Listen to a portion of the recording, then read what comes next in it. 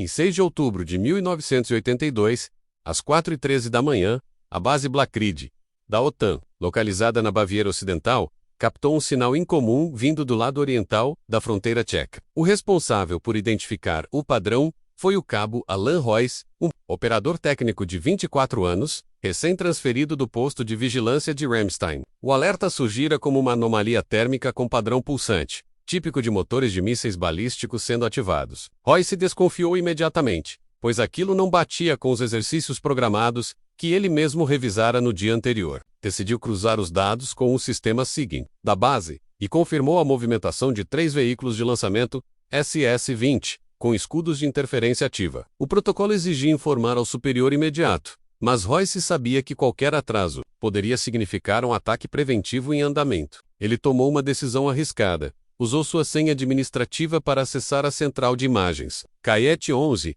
e extraiu capturas orbitais sem autorização. Em menos de 15 minutos, ele já possuía um dossiê com coordenadas, trajetória e assinatura térmica detalhada menos, e o enviou criptografado para a central da OTAN em Stuttgart. Naquele momento, sem saber, Alan Royce havia acionado o início de uma das maiores tensões militares não registradas da Guerra Fria.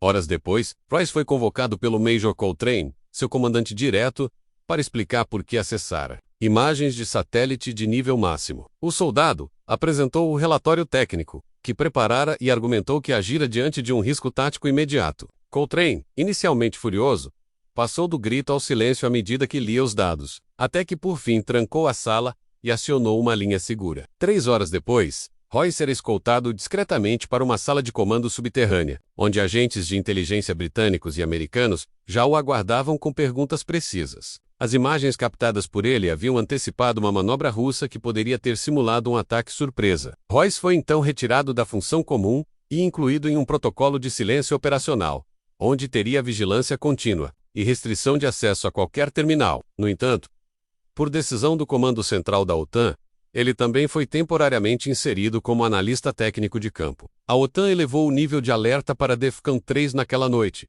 sem anunciar ao público, e mobilizou patrulhas aéreas sobre a Alemanha. Alan Royce se tornava-se uma peça-chave em uma guerra que não explodiria graças à sua desobediência bem calculada. Enquanto Royce era realocado para funções protegidas, o Alto Comando de Bruxelas ativava seu canal diplomático ultra-secreto com a Embaixada Soviética na Áustria. Em paralelo, satélites espiões focavam seus sensores nas bases russas do lado oriental da Checoslováquia, revelando uma atividade frenética nas últimas 48 horas. Um comboio de 12 caminhões blindados estava em trânsito rumo ao sul, com escolta de helicópteros e cobertural de Jamars móveis, algo que indicava transporte nuclear tático. A operação foi batizada internamente como Vigilância Azul e se tornou a prioridade absoluta da OTAN, envolvendo britânicos, franceses, alemães e americanos em ações coordenadas. Royce, embora excluído da decisão estratégica, era consultado indiretamente por um agente de ligação que trazia perguntas técnicas disfarçadas. No subsolo da base,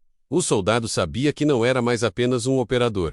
Agora era uma variável crítica. Enquanto isso, Moscou manteve silêncio absoluto, mesmo sabendo que a movimentação havia sido exposta. Em Londres, um memorando classificado sugeria que a URSS estava testando os limites da vigilância ocidental antes de um possível avanço real. A Guerra Fria, invisível para os civis, queimava em brasa viva naquele outubro tenso. Royce foi transferido para uma instalação de escuta aérea próxima a Berlim Ocidental, onde teria acesso controlado a sinais de rádio codificados vindos do bloco oriental. A base operava com antenas de interceptação de longo alcance e inteligência de campo disfarçada de comunicação meteorológica. Lá, ele conheceu o tenente Hans Becker, um oficial da Bundeswehr, com experiência em criptografia da Stasi, agora a serviço da OTAN.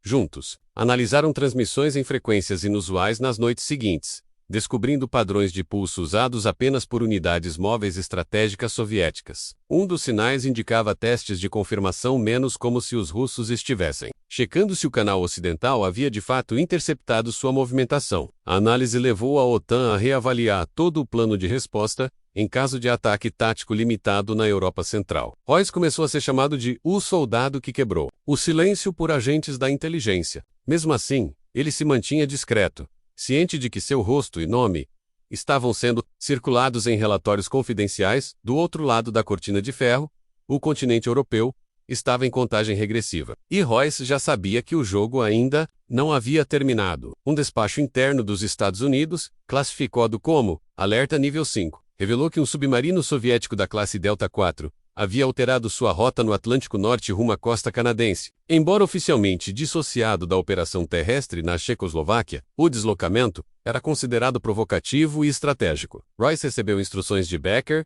para analisar padrões acústicos de comunicação submarina, um campo para o qual não fora treinado, mas que sua lógica analítica conseguiu decifrar com velocidade. Os dados revelaram que o submarino estava usando uma forma de codificação redundante, menos como se estivesse preparando uma simulação real para encobrir movimentação de outro veículo submerso. A inteligência ocidental entrou em estado de alerta máximo, prevendo que a UESS poderia estar testando duas frentes de pressão, terrestre e naval. Royce, já integrado a um pequeno grupo tático de análise, sugeriu que os dois eventos não eram isolados, mas parte de uma estratégia de distração em múltiplos domínios. Sua teoria ganhou força e alterou o rumo das próximas ações. O único soldado estava redesenhando a arquitetura de defesa de um continente, e ele mal havia compreendido o peso do que havia iniciado. Enquanto os aliados reforçavam a costa atlântica e o corredor da Baviera, uma mensagem cifrada foi interceptada e decodificada com apoio da inteligência francesa. O conteúdo era claro.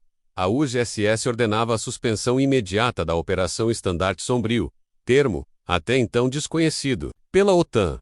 Imediatamente os comboios terrestres soviéticos recuaram, e os sinais eletromagnéticos silenciaram. Royce, de volta à sua sala operacional, soube da notícia com uma expressão entre alívio e inquietação, pois compreendia que o recuo não significava desistência, mas sim reconhecimento de que haviam sido descobertos. O silêncio tático soviético nos dias seguintes foi interpretado como uma pausa estratégica para reposicionamento. Internamente, a OTAN considerava que aquele havia sido um ensaio geral para um ataque real, em larga escala. Royce começou a ser protegido por uma forte terfa de contra-inteligência, que o vigiava 24 horas por dia. Ele era agora uma peça viva de um quebra-cabeça geopolítico.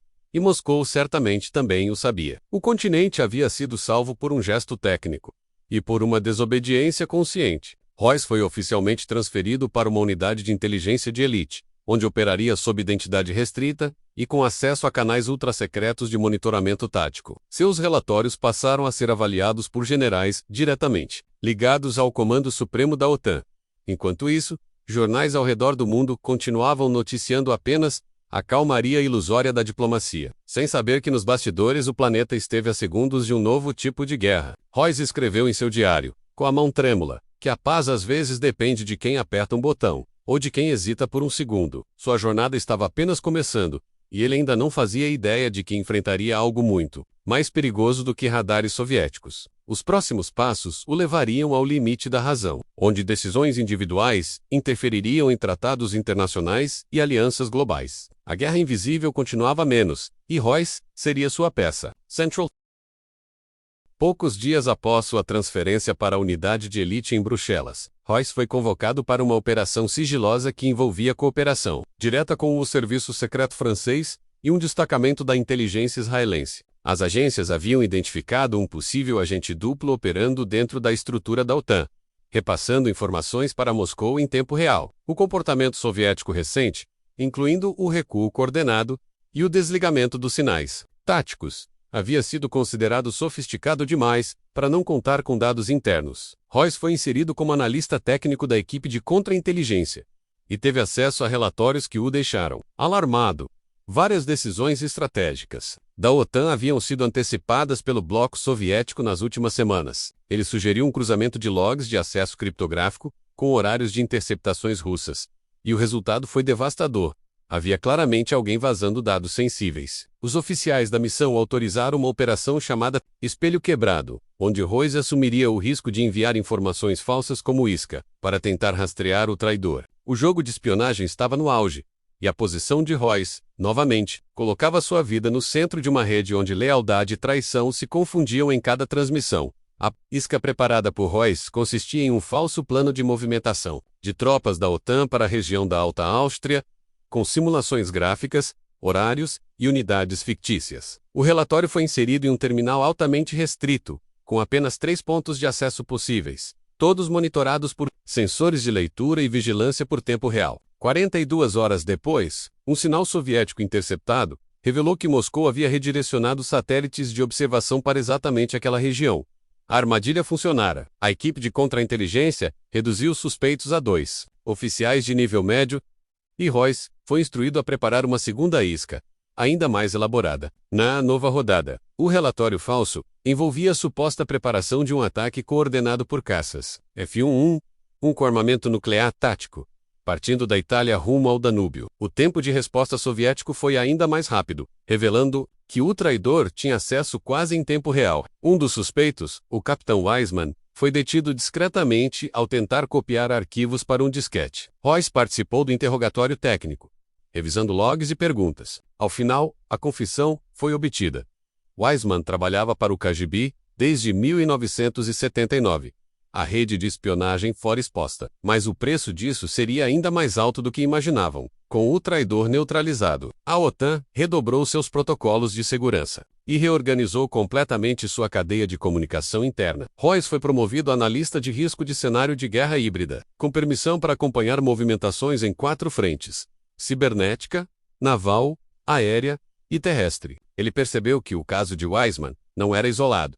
Havia indícios de outras infiltrações operando em células. Em um de seus relatórios, Royce apontou sinais de sabotagem indireta em estações de radar na Noruega, onde interrupções aleatórias estavam sincronizadas com sobrevoos não identificados vindos do Ártico. A investigação revelou drones soviéticos camuflados com assinatura térmica minimizada, uma tecnologia que até então não havia sido considerada operacional pelos aliados. Royce defendeu que aquilo representava um novo padrão de ameaça. Ataques estratégicos silenciosos, voltados não para destruir, mas para cegar o inimigo por tempo suficiente para uma operação relâmpago. A OTAN reforçou sua estrutura de vigilância no norte e iniciou exercícios militares conjuntos com forças escandinavas. O Cabo Royce, agora parte ativa da doutrina de segurança continental, se tornava símbolo de um novo tipo de guerra menos travada. Não com exércitos visíveis, mas com dados, códigos e decisões solitárias em salas escuras. Em dezembro de 1982, Royce foi enviado para um centro de inteligência avançada nos arredores de Londres, conhecido apenas como Nível Zero, onde tecnologia de ponta era testada contra ameaças invisíveis. Lá, trabalhou com algoritmos experimentais de antecipação de movimentos geoestratégicos, uma espécie de imposto automóvel primitiva, criada para prever reações soviéticas com base em estímulos simulados. Em uma das simulações, o sistema identificou um risco de escalada militar caso a OTAN deslocasse mísseis de cruzeiro para bases temporárias na Bélgica. Royce decidiu testar o sistema de outra forma. Alimentou-o com dados do que realmente havia acontecido em outubro, cruzando com as reações russas. O resultado foi inquietante. O sistema previu que, se Royce não tivesse interceptado os sinais, os soviéticos teriam cruzado a fronteira tcheca com ogivas táticas em 17 minutos. Aquilo mudou tudo para ele. A dimensão real de sua decisão o atingiu com um peso tardio. O sistema de imposto automóvel, rudimentar, foi arquivado dias depois, mas a equipe decidiu manter um protocolo baseado nos métodos manuais de Royce. O soldado havia provado que, em meio à guerra invisível, o fator humano ainda era decisivo. Maselt percebeu que quanto mais acertos cometia, mais perigos o cercavam. A URSS reagiu de forma indireta, iniciando uma campanha de desinformação que atingia múltiplos canais ocidentais, incluindo a imprensa. Royce se tornou alvo de uma rede de descredibilização, mesmo que seu nome jamais fosse citado publicamente. Artigos começaram a aparecer em jornais europeus, questionando os gastos excessivos da OTAN, com supostos riscos fantasmas e ameaças inexistentes. A ideia era clara: desacreditar os mecanismos de inteligência que haviam permitido identificar o movimento soviético sem disparar uma guerra. Royce começou a viver sob proteção constante, com sua rotina monitorada por um esquadrão especializado em vigilância reversa. Sua foto foi encontrada em um dossiê de um agente russo preso em Bruxelas, e a informação disparou um novo alerta. O inimigo agora sabia exatamente quem era o soldado que sabotara seus planos. Em resposta, Royce foi realocado novamente, desta vez para uma base aérea subterrânea na Islândia,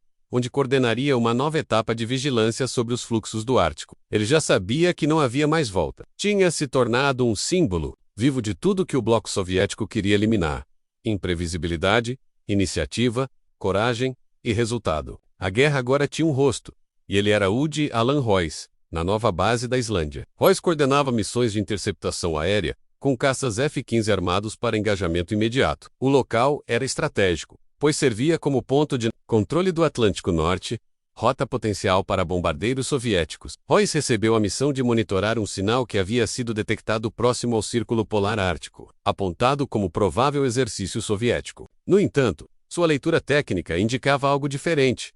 O sinal mudava de padrão em intervalos regulares, como se estivesse tentando evitar ser classificado. Ele comparou os dados com registros antigos e concluiu que se tratava de um protótipo experimental russo de avião espião com capacidade de camuflagem parcial por reflexo de frequência. Os Estados Unidos inicialmente duvidaram, mas após 2 semanas, um caça sueco captou visualmente a aeronave por alguns segundos antes de perdê-la. A OTAN elevou o nível de alerta no Ártico, e Royce foi reconhecido por ter identificado a ameaça antes de qualquer radar. Mas com isso, sua posição se tornava cada vez mais visada. Já não havia linha entre o analista e o campo de batalha. Menos Royce era caçado como um ativo estratégico de alto valor. Ele estava vivo, mas era um alvo. Na virada do ano, Royce recebeu um comunicado direto do alto comando. Ele participaria de uma missão conjunta com a CIA e o MI6 para investigar um centro de comunicação soviético subterrâneo na Bulgária. Segundo dados de satélite, aquele local estaria transmitindo ordens que não passavam pelos canais habituais de Moscou menos, algo que sugeria uma estrutura paralela, talvez dissidente ou ainda mais agressiva. Royce, sob novo codinome, embarcou para o leste da Europa com 2 agentes britânicos e um americano, todos sob disfarce diplomático. A operação envolvia se infiltrar em uma instalação civil próxima e capturar sinais de rádio direcional, com equipamento miniaturizado. Durante a missão, uma das antenas improvisadas captou uma ordem transmitida com codificação da era pré-KGB, usada somente em comandos secretos diretos do Politburo. O conteúdo era perturbador. Um comando de prontidão máxima para deslocamento de ogivas móveis, com prazo de 72 horas. Royce gravou tudo e fugiu com a equipe por uma rota alternativa na fronteira iugoslava. A mensagem foi entregue à OTAN. No dia seguinte, o mundo não soube, mas esteve a 3 dias de um novo conflito em escala continental. E mais uma vez, graças a um único homem, a guerra foi empurrada para o silêncio. Após a missão na Bulgária, Royce foi considerado por muitos como um herói silencioso da Guerra Fria. Embora oficialmente continuasse como técnico analista da OTAN, internamente, porém, sua função evoluiu. Passou a liderar um núcleo reservado, chamado Linha Eclipse, voltado à identificação de ameaças antecipadas, fora dos canais convencionais de inteligência. Durante uma reunião restrita em Bruxelas, Royce apresentou um dossiê que alertava sobre uma possível tentativa soviética do Realizer Arm Shock de comando, um ataque cirúrgico contra centros de decisão da OTAN, usando mísseis convencionais de alta precisão. Ele baseou sua análise em padrões de comunicação truncados, movimentações de satélites e alteração no tempo de resposta russo a provocações. A princípio, seus superiores consideraram exagerado, mas uma interceptação em Kiev confirmou movimentações atípicas de ogivas de precisão curta. Com isso, bases de comando em Stuttgart, Nápoles e Norfolk foram temporariamente realocadas. O que poderia ser um golpe estratégico soviético foi novamente frustrado. Royce agora não era apenas respeitado, era temido por sua capacidade de antecipar o inimigo. A URSS, percebendo a atuação constante de Royce em seus fracassos, decidiu eliminá-lo. Um grupo de operações clandestinas, designado Tundra Vermelha, recebeu ordens diretas para neutralizá-lo a qualquer custo. Um agente infiltrado na Bélgica descobriu seu paradeiro atual, uma base segura em uma zona rural no interior do Reino Unido. Numa madrugada silenciosa, TRSB suspeitos cercaram a propriedade, mas a OTAN já havia reforçado a segurança. Drones de vigilância térmica captaram os movimentos, e uma equipe de resposta rápida interceptou os invasores antes que sequer se aproximassem.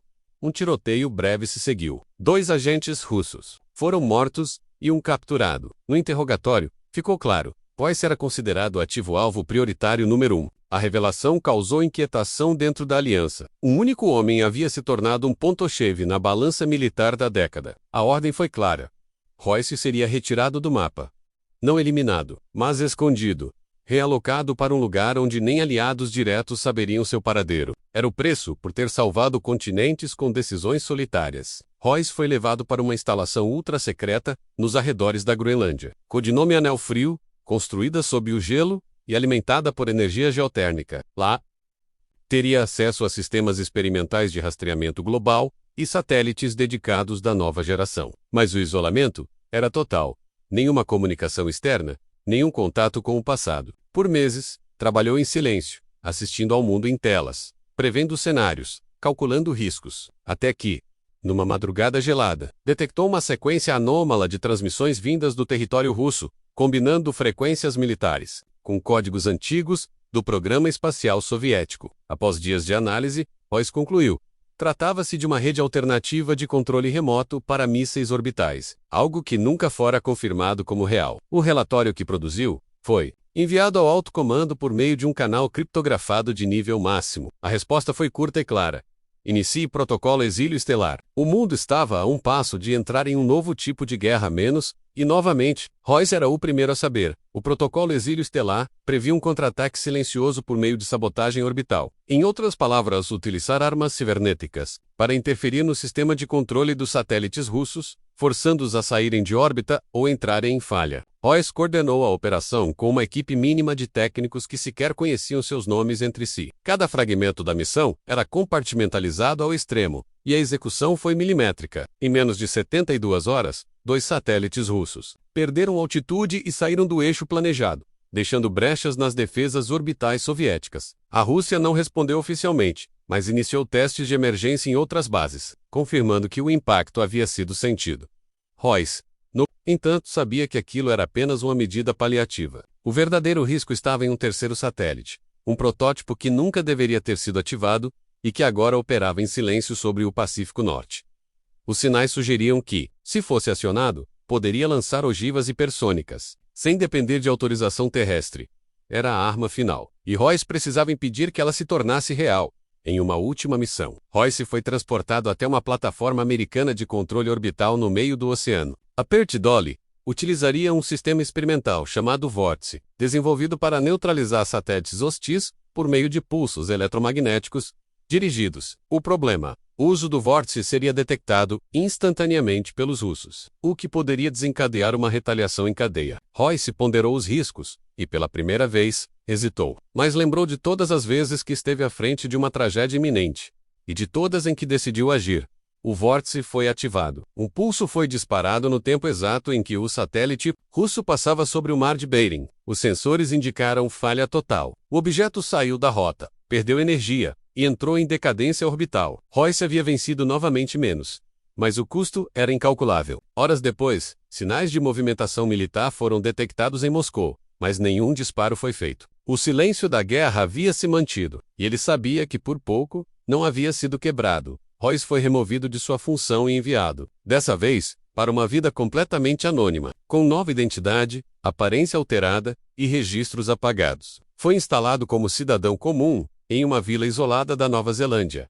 Não haveria mais retornos, nem contatos. Para o mundo, Alan Royce nunca existira, mas nas salas fechadas da OTAN, seu nome circulava entre os oficiais como o homem que impediu ao menos 4 possíveis guerras nucleares sem jamais disparar uma arma. Sua história ficou restrita a arquivos de segurança máxima, com acesso limitado a menos de uma dezena de generais. Mesmo assim, fragmentos de sua trajetória escaparam menos em relatórios, boatos, documentos vazados. E assim, o mito começou. A Cresser, Royce, o soldado analista, se tornara lenda viva entre os que realmente sabiam o que estava em jogo naqueles anos. A Guerra Fria poderia ter esquentado, o mundo poderia ter acabado. Mas não acabou. E o motivo, ironicamente, estava escondido numa cabana cercada por montanhas e silêncio.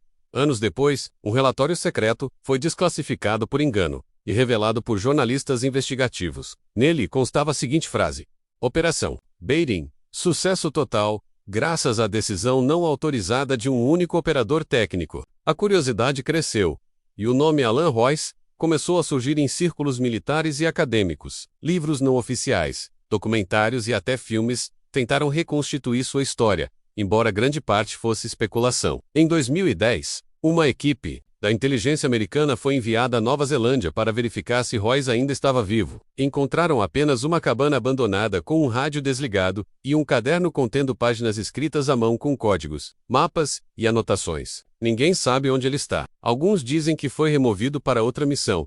Outros acreditam que desapareceu por vontade própria. Mas todos concordam em algo: sem ele, o mundo teria sido outro. Alan Royce, o soldado que recebeu uma ordem e salvou um continente, permanece até hoje como um fantasma reverenciado nas sombras da guerra. E sua história, embra oculta, continua viva em cada escolha silenciosa que manteve a paz onde a guerra já estava escrita.